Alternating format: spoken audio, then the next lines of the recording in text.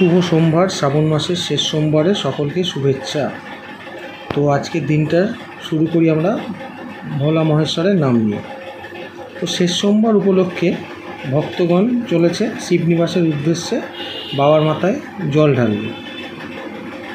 প্রত্যেককেই নবদ্বীপে স্নান করে বাঁকে করে জল নিয়ে নবদ্বীপ থেকে পায়ে হেঁটে প্রায় ৪৫ কিলোমিটার পথ অতিক্রম করে তারা চলে শিবনিবাস। অন্যান্য বছরের তুলনায় এবছরে পুণ্যার্থীর সংখ্যা অনেকটাই বেশি। কৃষ্ণনগর রাজপথ ধরে এগিয়ে চলেছে ভক্তগণ। আমরা কৃষ্ণনগর গভর্নমেন্ট কলেজের মোড় ক্লাব নবোদয়ের পক্ষ থেকে একটা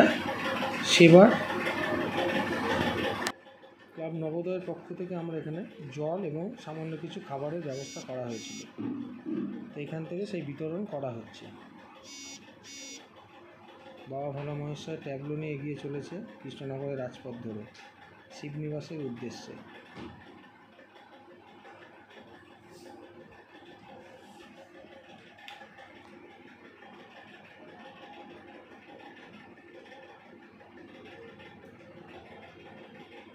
প্রতি বছরই এই গভর্নমেন্ট কলেজ মোড় ক্লাব নবোদয়ের পক্ষ থেকে এখানে জলছত্র খোলা হয়।